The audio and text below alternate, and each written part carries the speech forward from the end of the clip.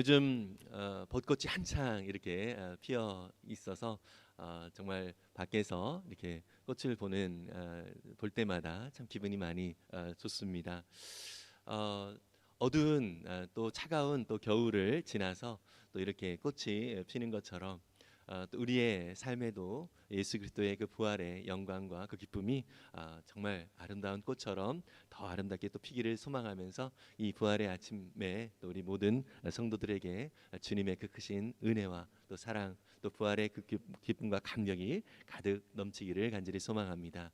네, 오늘 부활주의를 맞이해서 특별히 2000년 전의 사건, 예수님께서 십자가에 죽으시고 또 부활하신 이 사건이 과연 오늘을 살아가고 있는 우리와 지금 나와 어떠한 상관이 있는가라고 하는 것을 말씀을 통해서 좀 살펴보려고 합니다. 오늘 우리가 읽은 고린도전서 15장은 별명이 있습니다. 고린도전서 13장 하면 우리가 그 사랑에 관한 내용이 있어서 사랑장 뭐 이렇게 표현을 하잖아요. 고린도전서 이 15장은 예수 그리스도의 부활에 관한 이야기를 이렇게 다루고 있는 내용입니다. 그래서 이 고린도전서 15장은 부활장이라고 하는 그러한 별명을 가지고 있습니다. 예수 그리스도의 그 부활에 대한 의미를 사도 바울이 이 고린도 교회 성도들에게 보낸 편지에서 아주 자세하게 나눈 것입니다.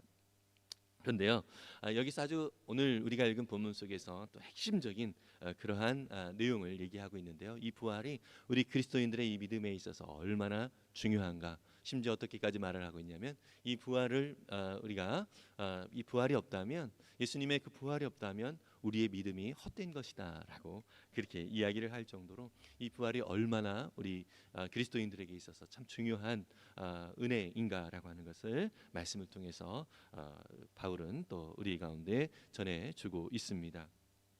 그래서 부활이 없다면 만약에 부활이 없다면 어떻게 되는지, 또 그렇지만 부활이 있기 때문에 또 우리에게 어떠한 일들이 일어나고 있는지, 그리고 그 결과 우리가 어떠한 사람으로 이 땅에 살아가고 있는지를 이 말씀을 통해서 선명하게 보여주고 있는데요. 오늘 그 부분을 저와 여러분들이 함께 나눠볼 수 있기를 바랍니다. 첫 번째로 예수님의 부활과 오늘 나의 삶은 어떤 관계가 있는가. 첫 번째로 부활이 없다면 우리의 믿음은 헛됩니다. 바울은 오늘 본문에 특별히 17절에서 아주 충격적인 어떤 가정을 하고 있습니다.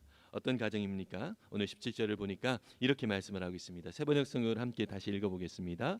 그리스도께서 살아나지 않으셨다면 여러분의 믿음은 헛된 것이 되고 여러분은 아직도 죄 가운데 있을 것입니다.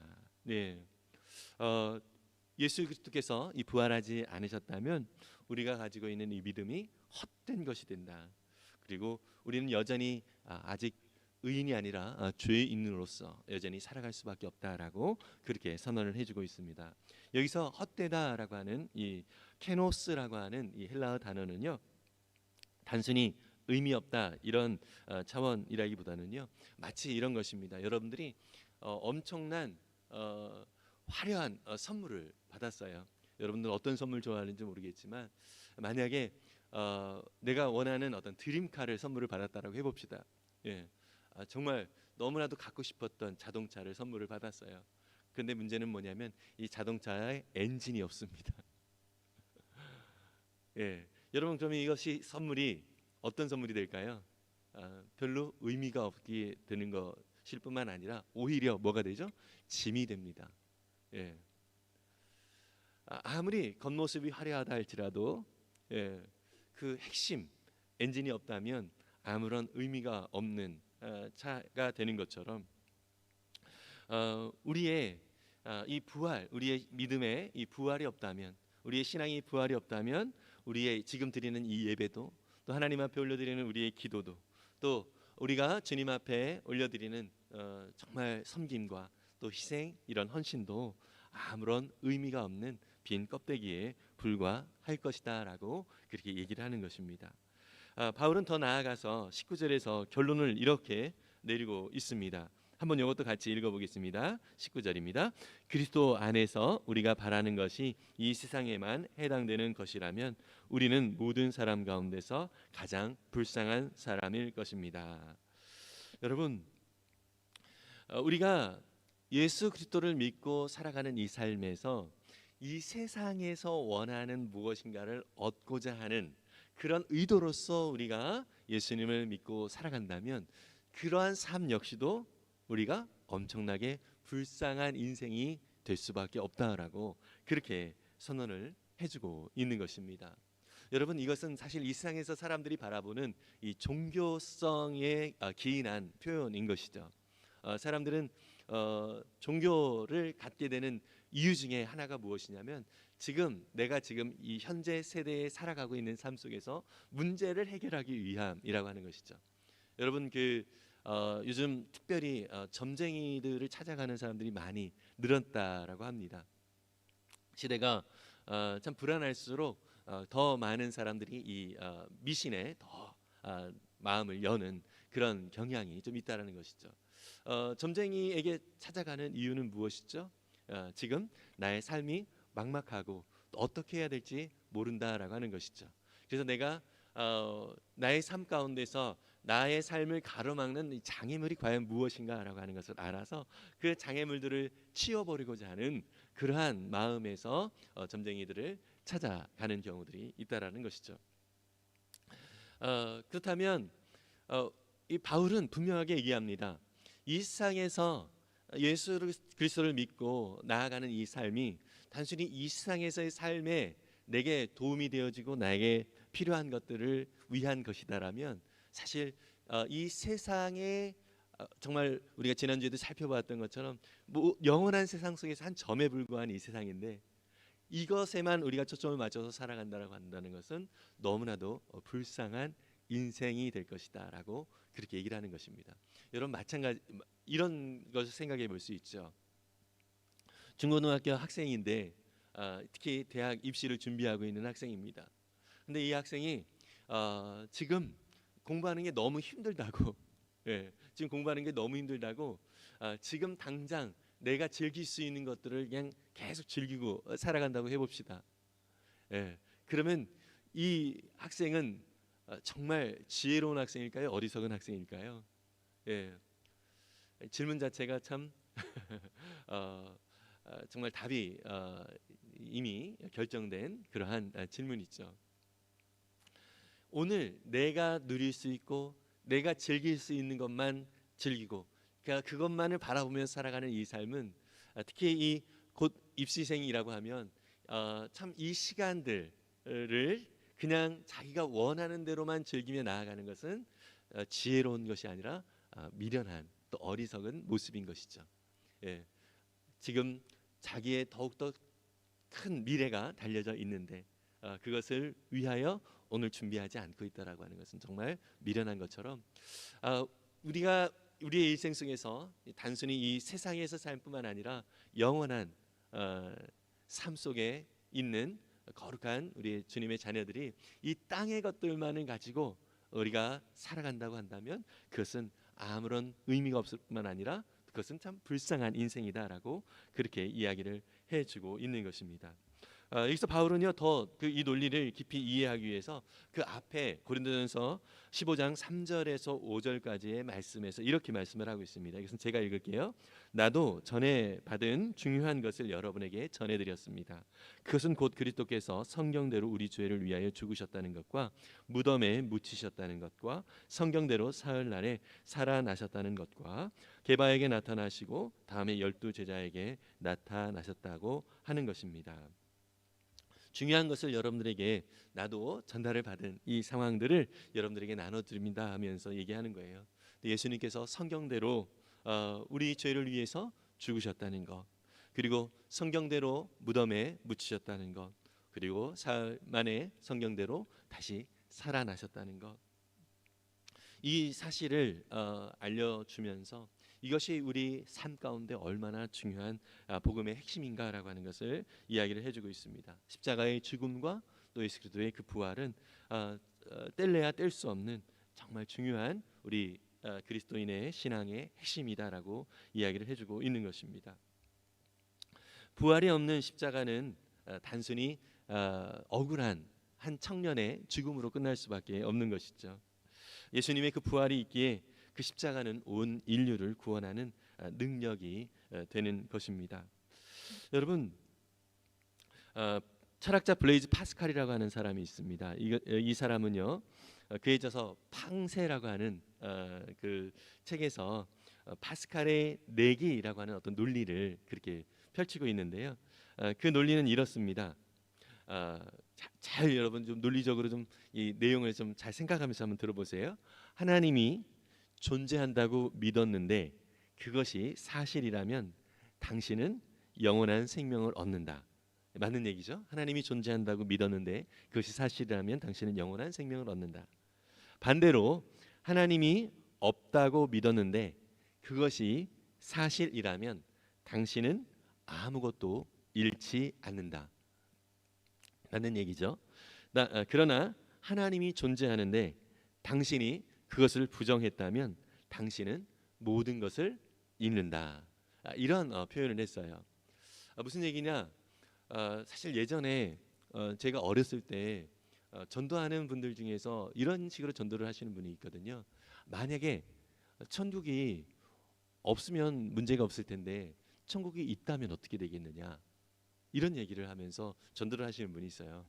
천국이 있다면 당신은 지옥에 갈 수밖에 없어요.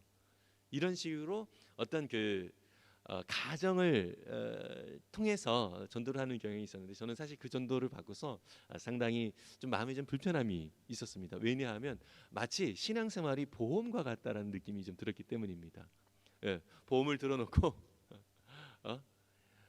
실제로 천국에 있으면 고마운 거고 없으면 어차피 또 편안한 마음으로 살았으니까 괜찮고 이런 식으로 이제 생각하는 보험으로 생각하는 좀 잘못된 또 그런 이제 인식을 또 신앙을 그렇게 갖게 되어지지 않을까라는 그런 생각이 또 들기도 했습니다. 파스칼의 이 논리는 사실은 어떻게 보면 조금 이제 신앙 생활에 있어서 마치 이제 보험처럼 이렇게 생각을 하는 경향이 있다라고 하는 것이죠. 이것은 조금 좋지 않은 논리다라고 저는 생각을 합니다. 그래서 저는 오늘 바울의 이 논리가 너무나도 참 핵심이다라고 생각을 합니다. 부활을 믿는다라고 해서 아까 파스칼의 논리처럼 부활을 믿는다라고 해서 손해 볼 것이 없으니 믿자. 손해 볼 것이 없으니 믿자. 이런 소극적인 것이 바로 우리의 신앙이 아니다라고 하는 것입니다. 바울이 말하는 것은요. 부활이 확실한 역사적 사실이기 때문에 반드시 믿어야 한다라고 하는 것입니다. 여러분 정말 예수님의 그 부활은 역사적 사실임을 믿으십니까? 정말 그렇습니다. 이것은 확실한 것입니다. 부활이 없다면 우리는 불쌍한 자가 되지만 부활이 있기 때문에 우리는 이 땅에서 가장 복된 자가 된다는 사실을 믿으시기를 바랍니다. 이 부활이 정말 저와 여러분들 가운데 확실한 실제적인 사실이 되어서 정말로 이 부활의 소망이 저와 여러분들 가운데 더욱더 분명한 소망이 될 수 있기를 간절히 바랍니다. 두 번째로요. 예수님의 부활과 오늘의 나의 삶은 어떤 관계가 있을까? 둘째, 부활이 있기에 우리는 죽음 너머의 생명 안에 있습니다. 바울은요. 우리가 이 부활이 없다면 이 부활 신앙이 없다면 우리의 믿음이 헛된 것이 되어진다라고 하는 것을 넘어서 더 나아가서 이렇게 이야기를 하고 있습니다. 20절인데요. 우리 한번 같이 읽어보겠습니다. 그러나 이제 그리스도께서는 죽은 사람들 가운데서 살아나셔서 잠든 사람들의 첫 열매가 되셨습니다. 아멘. 여기서 말하니까 처음 접속사가 뭡니까? 그러나 이제 이렇게 표현하고 있습니다. 확실한 어떤 전환이 나타나고 있는 것이죠. 부활은 분명히 있는데 만약에 부활이 없다면 우리의 믿음 이것이 너무나도 헛된 것이 될 것이고 또 가장 불쌍한 사람이 될 것이다라고 그렇게 이야기를 하면서 그러나 이 부활은 확실히 있다. 부활은 확실히 있는 것이다. 그렇기 때문에 그러나 이제 이렇게 표현을 하고 있는 것입니다. 헬라어로 그러나 이제라고 하는 것은 니니 데라고 하는 단어가 쓰이게 되는데요. 이것은 강력한 어떤 반전을 얘기를 해주고는 있는 접속사인 것입니다. 앞에서 바울은 암울한 그 가정들을 이야기를 해주고 있어요. 부활이 없다면 우리의 믿음이 헛된 것이고 우리가 여전히 죄 가운데 있고 가장 불쌍한 자가 된다라고 하는 이 모든 것들에서 우리는 이제 극적인 반전을 이루어진다는 것이죠. 부활이 있기 때문에 그러나 이제 부활이 있기 때문에 그러나 이제 어떻게 되죠? 반대가 되는 거죠. 우리의 믿음은 헛된 것이 아니라 정말 복된 것, 의미 있는 것이 되어진다라고 하는 것이고요. 우리가 여전히 죄 가운데 있는 존재가 아니라 이제 죄에서 자유한 존재가 되어졌다라고 선언하고 있는 것입니다. 우리가 이 세상에서 가장 불쌍한 존재가 아니라 이 땅에서 가장 행복한 존재다라고 그렇게 선언을 하고 있는 것입니다. 20절 후반부에서 예수 그리스도의 이 부활을 어떻게 표현하고 있냐면 비유적으로 첫 열매가 되어 주셨다라고 말씀을 하고 있습니다. 여러분, 이 첫 열매라고 하는 것은 어떤 의미일까요? 여러분, 유대 문화 속에서는요, 이 첫 열매는 수확의 추수의 시작을 의미합니다. 첫 열매를 드린다라고 하는 의미는 어떤 의미냐면 앞으로 있을 모든 그 수확을 보증하는 것이고요. 이 모든 수확은 또 하나님의 것입니다라고 하는 것을 인정하는 차원에서 첫 열매를 하나님 앞에 드리는 것이에요. 그래서 이 부활은 단순히 하나의 한 점 이벤트로서가 아니라 이 부활은요, 첫 열매로서 주님이 그 부활을 우리 가운데 보여주심으로 인하여서 그 부활 이후의 모든 삶이 우리에게 이 부활이 적용이 되어지는 삶이 되어진다는 것입니다. 사실 저는 최근에도 너무나도 귀한 우리 젊은 분의 그런 고백을 좀 듣고서 참 감사했습니다. 목사님, 좀 성경을 읽다가 레위기에 그런 내용이 나오잖아요. 첫 열매를 하나님 앞에 드림으로 말미암아 그 모든 것들이 하나님의 것입니다라고 하는 그런 고백을 드리는 또 이 이스라엘 백성들의 그 모습을 보면서 이분이 감동을 받은 거예요. 감동을 받아가지고 우리 교회 안에서도 그런 분들이 몇몇 또 계속 있어 왔는데 직장 생활에서 처음으로 받는 그 이제 첫 월급 있잖아요. 이 월급을 하나님 앞에 드리고 싶은 그런 마음이 있었던 거예요. 그래서 저한테 이제 그 고민을 얘기를 하는 것입니다. 어떤 고민이냐면 자기가 중간에 들어갔는데 첫 달 월급이 온전한 첫 달이 아니다라는 거죠. 그러니까 15일 월급 정도밖에 안 나온다는 얘기죠. 근데 이것을 첫 열매라고 할 수 있나요? 이렇게 질문을 하는 거예요. 그래서 제가 그런 얘기를 했습니다. 하나님은 돈의 액수를 받으시는 분이 아니라 마음을 받으시는 분입니다. 네. 마음을 받으시는 하나님이시기 때문에 사실은 상황과 형편이 안 돼서 못 드릴 수도 있지만 정말 그 마음, 정말 그렇게 하나님 앞에 드리고 싶다는 그 마음을 하나님이 이미 받으셨습니다. 이렇게 이야기를 하면서 기왕이면 잘 드리세요. 사실 그 마음을 주님이 이미 받으셨고요. 그것은 어떤 의미죠? 이 직장에서의 모든 저의 그 월급은 또 이 직장에서 이 모든 삶은 뭐예요? 하나님께서 저에게 은혜로 주신 삶입니다라는 고백이 바로 그렇게 드림을 통하여서 하나님 앞에 믿음으로 고백을 하는 것입니다. 여러분, 오늘도 우리 기도 중에 우경희 집사님께서 갈라디아서 2장 20절의 말씀을 또 인용을 하셔서 말씀을 해주셨는데요. 우리는 이제 내가 사는 것은 내 안에 나와 함께 사시는 예수 그리스도 안에 사는 것이다라는 이 믿음의 고백. 정말 이 고백이 우리 부활의 신앙을 믿는 모든 사람들의 고백이 될 수 있기를 간절히 소망합니다. 여러분, 이 부활은요, 그때 하나의 2000년 전의 이벤트가 아니라 오늘 저와 여러분들에게 정말 예수 그리스도의 부활로 인하여서 우리의 모든 삶은 이제 주님 안에 있다라고 하는 것을 보여주는 은혜의 삶이다라는 사실을 꼭 기억할 수 있기를 바랍니다. 바울은요 21절과 22절에서 아담하고 또 예수 그리스도와의 그 대비를 이루고 있는데요. 이렇게 말씀을 하고 있어요. 우리 함께 같이 읽어보겠습니다. 한 사람으로 말미암아 죽음이 들어왔으니 또한 한 사람으로 말미암아 죽은 사람의 부활도 옵니다. 아담 안에서 모든 사람이 죽은 것과 같이 그리스도 안에서 모든 사람이 살아나게 될 것입니다. 아멘. 여러분, 아담은 죄를 통하여 죄를 지음으로 말미암아서 아담 이후에 살아가는 모든 사람들이 바로 죄 가운데 있을 수밖에 없었습니다. 그러나 예수 그리스도로 인하여서 바로 우리는 이 아담의 죄의 저주 가운데 있었던 우리가 이제는 이 죄에서 완전하게 해방이 되어졌다라고 하는 그러한 믿음의 고백이 바로 이 바울의 선언을 통하여서 우리 가운데 정말 확실하게 또 주어질 수 있다라고 믿습니다. 여러분, 어떤 분들은 이렇게 생각하는 분들이 있어요. 아담이 죄를 지었지 왜 내가 죄를 지었는가라고 하는 생각을 하는 경우들이 있거든요. 아담은 사실 예수님보다도 훨씬 더 이전 사람이잖아요. 6천여 년 전에 아담이 지은 죄가 왜 나한테 적용이 되어지는가라고 하는 이러한 생각 때문에 나는 깨끗하게 살았는데, 나는 죄짓고 살지 않았는데, 이렇게 생각하는 사람들이 또 있기도 합니다. 그러나 여러분, 성경에서 말하는 죄가 가장 큰 죄가 무엇이죠? 예, 하나님과의 관계가 단절되어진 거. 이게 죄라고 하는 것입니다.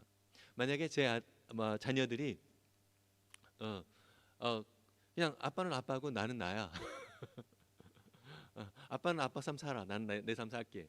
이러면서 부모와의 관계를 아예 생각도 안 하고 그냥 그렇게 살아간다면 부모인 저의 마음은 어떨까요?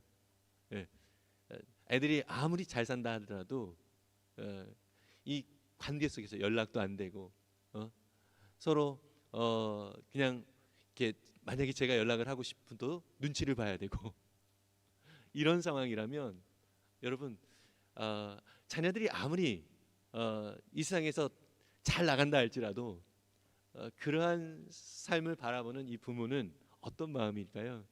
너무나도 안타까운 마음이겠죠. 여러분, 하나님 아버지는 저와 여러분들과의 이 친밀한 교제, 이 관계를 원하시는 분이십니다. 근데 죄라고 하는 것이 바로 이 관계를 완전히 깨뜨려 버리게 되어진 것이죠. 다시 말해서 하나님과 상관없이 내 마음대로 살아가는 이 삶이 바로 죄의 가장 큰 핵심이라고 하는 것이죠. 아담이라고 하는 이 첫 인류를 통해서 죄가 이 땅에 들어왔지만, 이제는 우리는 예수 그리스도로 말미암아서 또 주님의 그 놀라운 그 십자가의 사건으로 인하여서, 또 그 부활로 인하여서 우리의 죄 가운데서 자유함을 얻을 뿐만 아니라 또 부활의 소망을 가지고 살아가는 존재가 되었습니다. 여러분, 이것이 다른 말로 또 대표성의 원리다라고 얘기를 하기도 합니다.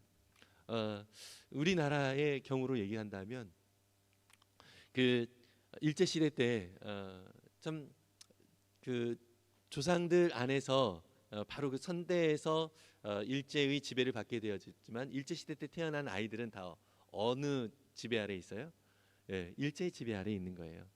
예, 그 아이에게는 어떤 자기가 뭐 한 것도 없고 그럼에도 불구하고 그냥 단순히 일제 시대에 태어났다라는 것 때문에 일제의 지배를 받고 있는 존재가 되어버리는 것입니다. 예. 그러나 자기가 한 것이 없어도 또 해방된 나라로서 그렇게 살아가고, 그 이후에 태어난 사람들은 어떻게 되죠? 해방된 나라로서 독립적인 나라 안에서 그 나라 국민이 되어지는, 자기는 아무것도 한 것이 없어도. 이것이 바로 대표성의 원리이거든요. 여러분, 바로 아담의 후손들은 그래서 다 죄 아래 있는 것이고요. 예수 그리스도 안에 있는 사람들은 다 이제 의로운 자에 속해 있고 하늘나라의 백성으로 살아갈 수 있게 되는 것입니다. 여러분, 저와 여러분들은 예수 그리스도로 말미암아 이제 의로운 자가 되었음을 믿습니다.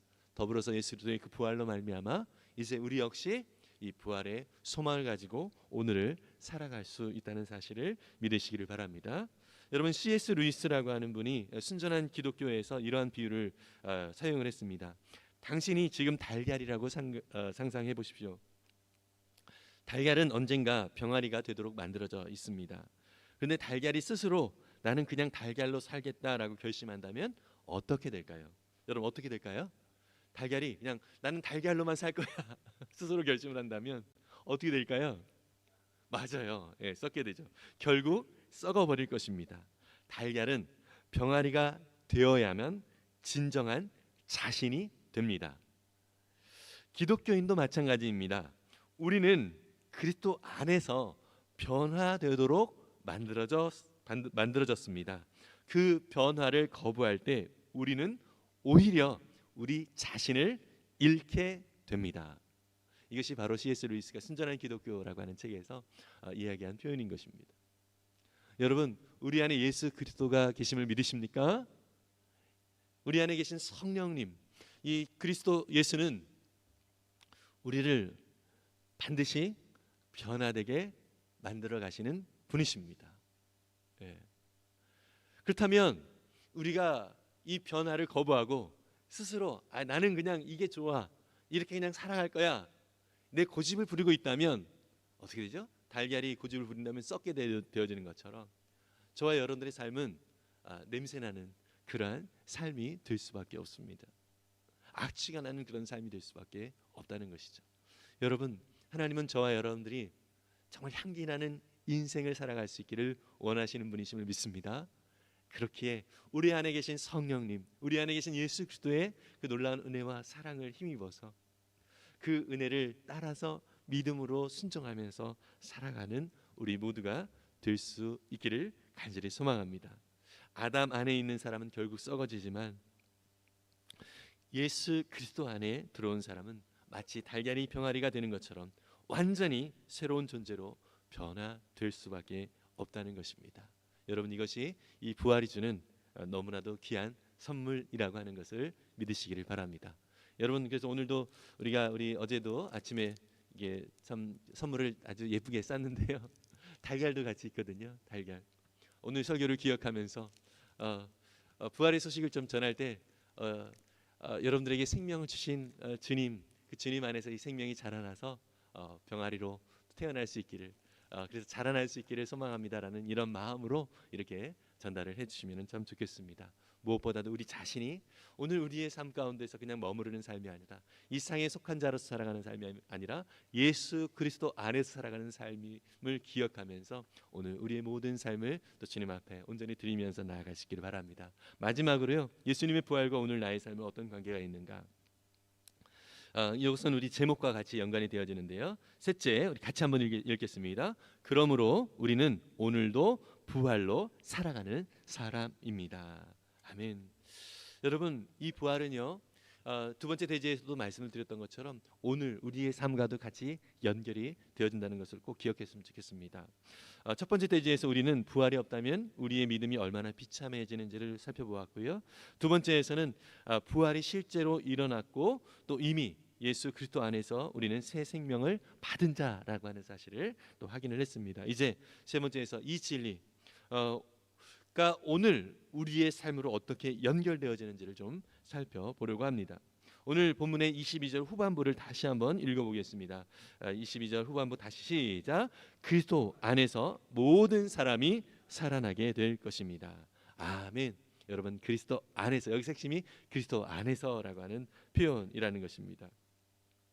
여러분, 바울은요, 이 그리스도 안에서라고 하는 이 표현을요, 정말 그의 서신서에서 신약 성경의 13권을 바울이 썼잖아요. 바울이 그리스도 안에서라고 하는 이 표현을 진짜 많이 썼어요. 예전에 에베소서라고 하는 말씀을 전체적으로 작년에 살펴보기도 했었는데요. 거기서도 제가 말씀을 전하면서 강조했던 내용이 뭐냐면 그리스도 안에서라고 하는 내용입니다. 근데 바울의 이 전체 서신서에서 그리스도 안에서라고 하는 표현을 164번이나 썼다라고 합니다. 너무나도 종종 이렇게 그리스도 안에서라고 하는 이 중요한 메시지를 바울이 전하고 있다라고 하는 것이죠. 이것은 우리의 존재가 어떠한 존재인가라고 하는 것을 드러내는 것입니다. 우리는 그리스도 안에 있는 존재다라고 하는 것을 고백하고 있는 것입니다. 갈라디아서 2장 20절, 우리 기도 속에서도 우리 우경희 집사님 말씀을 하셨지만 한 번 더 우리 세 번역으로 다시 한번 읽어보겠습니다. 시작. 나는 그리스도와 함께 십자가에 못 박혔습니다. 이제 살고 있는 것은 내가 아닙니다. 그리스도께서 내 안에서 살고 계십니다. 내가 지금 육신 안에서 살고 있는 삶은 나를 사랑하셔서 나를 위하여 자기 몸을 내어주신 하나님의 아들을 믿는 믿음 안에서 살아가는 것입니다. 아멘. 여러분, 이것이 모든 믿음의 사람들의 정체성임을 믿습니다. 더 이상 우리는 아담 안에 있는 존재가 아니라 예수 그리스도 안에 있다라고 하는 이 믿음의 정체성 늘 마음에 간직하고서 이제 우리가 예수 그리스도 안에서 생명이 왕노릇하는 그러한 삶을 선물 받았음을 기억하고 믿음으로 그 생명을 누릴 수 있는 우리가 될 수 있기를 간절히 소망합니다. 여러분, 그렇기 때문에 이 생명이 있는 그리스도인들에게는 이 부활의 소망이 있기 때문에 죽음을 두려워하지 않게 되는 것입니다. 세상에서의 가장 큰 공포는 이 죽음이라고 하는 것입니다. 근데 부활이 사실이라면 죽음은 우리의 마지막이 아니라고 하는 것이죠. 여러분, 그래서 우리 사람들은 어쩔 수 없이 죽음이라고 하는 것을 직면을 하게 됩니다. 또 죽음이 가까워지는 듯한 어떤 질병 가운데 우리가 또 나아가기도 합니다. 그렇지만 이 세상은 그것으로 인해서 절망이 되고 낙심이 되어지기도 하지만 물론 우리가 기분으로는 그런 기분과 우울함이 있을 수는 있습니다. 그러나 다시 눈을 들어서 우리 안에 계신 예수 그리스도를 바라본다면 우리 안에 이 소망이 생기는 것이죠. 죽음이 끝이 아니라 정말로 예수 그리스도를 만나는 그 은혜의 관문이다라고 하는 것을 우리가 기억할 수 있기에, 또 오늘 우리에게 주어진 하루라고 하는 삶을 정말 예수 그리스도 안에서 더욱더 풍성하게 누리면서 살아가는 삶을 살아야 되겠다라는 그런 결단으로 나아갈 수 있게 되어지는 것이죠. 여러분, 이 은혜의 사실, 죽음이 끝이 아닌 영원한 생명을 우리가 누리고 있다는 사실을 믿으시길 바랍니다.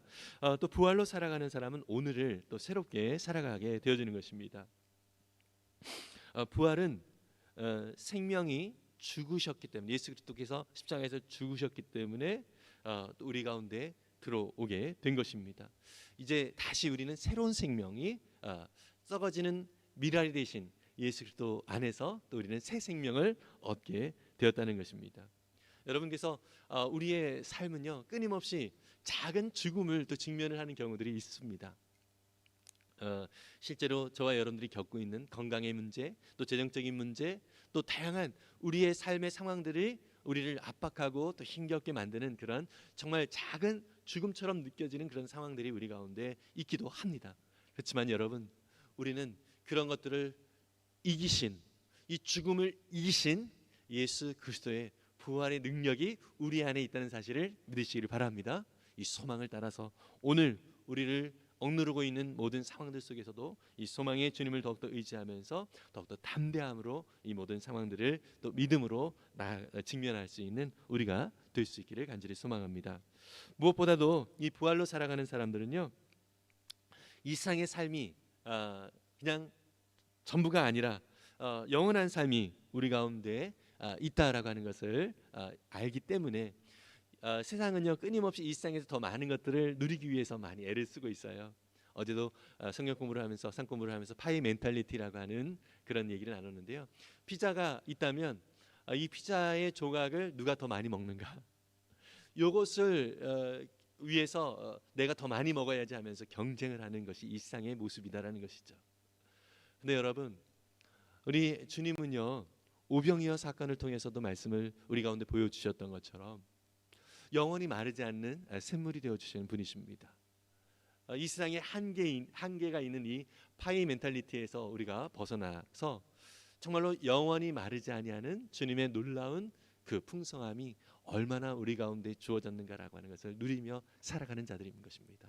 그래서 오병이어 사건을 통해서 5천 명이 먹는 놀라운 일들이 일어났잖아요. 사실 그러한 존재로 하나님은 저와 여러분들을 이 땅에 살게 하셨다는 사실을 믿으시길 바랍니다. 5천 명분을 한 명이 같이 나가 5천 명분을 누리고 있어, 이것이 자랑이 아니에요. 주님 앞에서 우리가 자랑이 되어지는 것은 뭐냐면, 주님, 내가 복의 통로가 되어서 주님이 주신 것을 가지고 저를 통하여 많은 사람들이 은혜를 누리다가 이렇게 주님을 만나게 됐어요.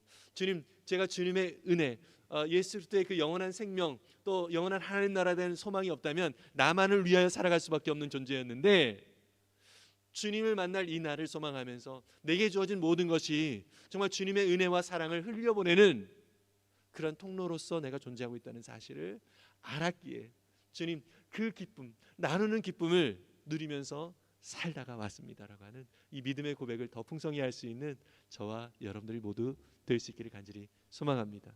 여러분, 이게 우리 그리스도인들의 너무나도 놀라운 특권인 것입니다. 그러나 세상은 이러한 사람들의 삶의 모습을 보면서 이해하지 못한다라고, 미련하다라고 얘기할 수 있습니다. 누가 더 미련한 건가요? 영원한 삶을 보지 못하는, 거기에 지금 눈이 가려져 있어서 이 세상의 앞의 것들만 바라보고 있는 이 삶이 오히려 어리석은 삶이라는 것이죠. 여러분, 저와 여러분들은 이 세상 가운데서 정말로 이 세상이 전부가 아니라 영원한 하나님 나라가 우리의 삶 가운데 이미 약속되어져 있다는 것을 믿음으로 우리의 삶으로 또 보여주도록 부름을 받았다는 사실을 꼭 기억할 수 있기를 간절히 소망합니다. 여러분, 독일의 신학자 위르겐 몰트만이라고 하는 유명한 신학자가 있습니다. 제2차 세계대전 당시에요, 영국군의 포로로서 3년간 수용소에 갇히게 됩니다. 근데요, 그 사람은 이 수용소에서 참 절망감을 경험을 하게 됐습니다. 동료들이 죽어갔고요, 또 전쟁의 참혹함 속에서 하나님을 향한 신뢰가 무너지는 그러한 삶을 경험을 하게 된 거예요. 그런데요, 이 수용소에서 한 군목이 그에게 시편과 신약성경을 건네줬고요. 몰트만은 어렸을 때 신앙생활을 해왔지만 사실 진정한 어떤 신앙을 갖지 못했고 그냥 어떤 환경과 상황에 따라 좌지우지되어지는 환경이 좋아지면 하나님 감사합니다 하지만 환경이 나빠지면 지금 수용소에 있는 것처럼 또 죽음의 위협이 이렇게 있을 때 하나님 도대체 나한테 왜 이러는 거예요? 이러면서 하나님을 원망하는 그런 어떤 신앙의 모습이었다는 거죠. 근데 그 군목이 전해준 시편과 신약 성경을 통해서 예수 그리스도의 그 부활을 그가 말씀을 통하여서 다시 한번 확인을 하게 된 것입니다. 몰트만은요 훗날 이렇게 고백을 합니다. 나는 수용소에서 죽었고 수용소에서 다시 태어났다. 부활의 희망이 없었다면 나는 그 절망에서 살아남지 못했을 것이다. 이 몰트만이 나중에 정말 훌륭한 또 신학자로서 쓴 그러한 책이 있는데요. 그 책의 내용이 제목이 이렇습니다. 희망의 신학이라고 하는 거예요. 희망의 신학. 여러분, 부활은 단순히 그냥 교리가 아니에요. 어떤 개념이 아닙니다. 오늘 우리 가운데 이루어진 완전한 현실이 되어졌다는 사실을 믿으시기를 바랍니다. 오늘 저와 여러분들은 이 부활로 살아가고 있다는 사실을 꼭 기억하면서 여러분 정말 이 영광스러운 부활의 은혜를 누릴 뿐만 아니라 이 부활의 은혜를 저와 여러분들의 삶을 통해서 나누는 자로 이 자리에 보내주셨다는 것을 기억하면서 또 감사하면서 주님 앞에 우리의 모든 삶을 더욱더 아름답게 맡기며 나아가는 우리 모두가 될 수 있기를 간절히 소망합니다. 오늘 말씀을 기억하면서 우리 살아계신 주님을 우리 마음을 다하여서 함께 찬양하며 나아가겠습니다. 주 하나님 독생자 예수 날 위하여 오셨네.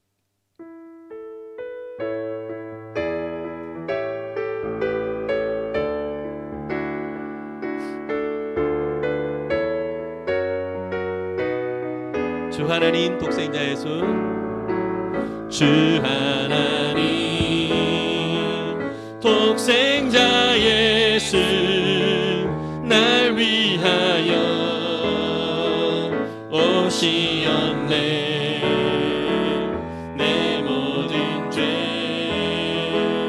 다 사하시고 죽음에서 부활하신 나의 구세주 살아계신 주 나의 참된 소망 걱정 근심 전혀 없네. 사랑의 주를 갈 길 인도하니 내 모든 삶의 기쁨 늘 충만하네. 주 안에서 거듭난 생명 도우시는 주의 사랑 참 기쁨과 확신 가지고 예수님의 도우심을 믿으며 살리 살아계신 주 나의 참된 소망 걱정 근심 전혀 없네. 사랑의 주를 갈 길 인도하니 내 모든 삶의 기쁨 늘 충만하네. 그 언젠가 주 뵐 때까지 주를 위해 싸우리라. 승리의 길 멀고 험해도 주님께서 나의 앞길 지켜주시리. 사랑의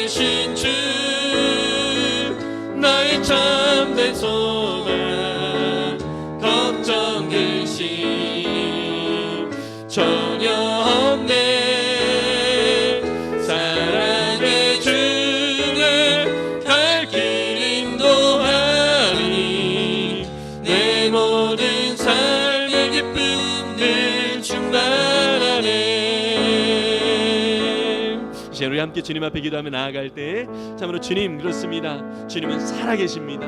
그 부활의 생명이 우리 안에 있습니다. 그 2000년 전에 그 부활은 끝난 이벤트가 아니라 오늘 우리의 삶 가운데 누려지는 정말 부활의 능력과 영광이 내게 이미 주어졌음을 믿습니다. 이 영원한 생명을 가지고 더욱더 주님의 그 놀랍고 귀하신 부활의 소망을 더욱더 누리며 또 그것을 나누는 거룩한 주님의 믿음의 삶이 되어질 수 있도록 나를 사용하여 주시옵소서. 우리 함께 통성으로 기도하며 나아가겠습니다. 기도합니다. 살아계신 주님의 이름을 찬양합니다. 부활하신 주님의 이름을 높여드립니다. 아버지 하나님, 오늘도 우리의 모든 삶 가운데 살아계시고 놀라운 주님의 은혜와 사랑 가운데 깊이 거하며 나아갈 수 있도록 또 우리를 지키시고 인도하여 주신 놀라운 주님의 은혜, 아버지 하나님 더욱더 풍성히 누리며 주여 이 땅 가운데 존재하는 삶이 아니라 오직 주님의 나라와 영광을 위하여 영원한 하늘나라의 기쁨과 소망을 품고 있는 거룩한 자녀로서 주님 우리 가운데 주어진 능력과 그 소망이 무엇인지를 다시 한번 돌아보며 주여 주님께서 우리 가운데 이렇게신 그 은혜를 더욱더 깊이 바라볼 수 있는 거룩한 자녀들이 될 수 있도록 도와주시옵소서. 주여 주님의 은혜와 그 사랑을 더욱더 깊이 발견하며 아버지 하나님 주님의 놀라운 능력과 그 소망을 더욱더 은혜 가운데 누리며 아버지 하나님 그 부활의 주님이 나의 주님이 되어주심을 더욱더 기쁨과 감사함으로 더욱더 선포하며 나아갈 수 있는 귀한 주님의 자녀들 될 수 있도록 도와주시고 아버지 하나님 이 땅의 모든 작은 죽음을 경험하는 순간이라 할지라도 아버지 하나님 영원한 생명이 아버지 하나님 그 부활의 소망이 우리 가운데 있음을 더욱더 깊이 바라보며 제 영 안에서 더욱더 풍성함으로 나아갈 수 있는 거룩한 자녀들이 되어질 수 있도록 이끌어 주시옵소서. 함께 하실 주님을 기대합니다. 역사하실 주님을 더욱더 기대하며 나아갑니다. 주님 모든 것 위에 뛰어난 주님의 크신 은혜를 바라보며 나아갈 때 주님 채우시고 인도하여 주시옵소서. 잠깐만 뛰지 않는 주님을 찬양하며 주님의 이름을 받습니다. 우리를 위하여 부활하신 주님의 놀라운 그 사랑에 감사를 드립니다. 오늘 우리의 모든 삶 또한 부활의 놀라운 은혜를 이미 누리고 있고 아버지 하나님 또한 그것을 나누는 자로 우리가 존재하고 있음을 오늘 말씀을 통하여 다시 한번 확인케 하여 주시니 감사합니다. 이 영원한 생명을 가진 자로서 영원한 부활의 소망을 가진 자로서 아버지 하나님 오늘 우리 가운데 더욱더 우리 안에 계시는 우리 성령 하나님 우리 예수 그리스도를 더욱더 바라보며 믿음으로 승리하는 거룩한 삶 될 수 있도록 축복해 주옵소서. 주님 날마다의 삶 가운데 작은 죽음을 경험하는 것 같은 그러한 우리의 삶이지만 아버지 하나님 그럼에도 불구하고 우리 가운데 영원한 생명이 주어졌고 또 하늘나라의 주님 이 부활의 소망이 주어졌음을 늘 기억하며 그 안에서 더 눈을 들어 주님을 바라볼 수 있는 주님의 자녀들, 그래서 주님이 주시는 참 생명과 또 능력을 힘입어서 다시금 일어나며 또 그 부활의 그 영광을 함께 나눌 수 있는 주님의 모든 자녀들 될 수 있도록 축복해 주옵소서. 감사드리며 예수님의 이름으로 기도했습니다. 아멘.